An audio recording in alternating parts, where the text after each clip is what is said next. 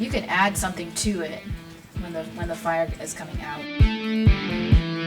This class is Music and Media Communications. Learning about how to build chords and melodies, and all of this through a DAW, which is a digital audio workstation. It's really been a useful class for me.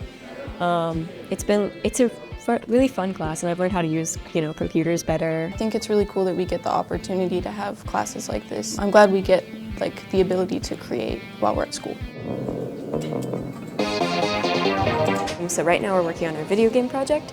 So we're working on composing something that would go along with the video game. The level 2 students are adding 3 action sounds instead of 1, and they're creating a clip that is twice the length of what they did last year. We never compete against each other. We're just kind of competing against ourselves on how far we can push ourselves to make something that we love and that we're proud of. We are Cedar Ridge, and this is a Classroom Closeup.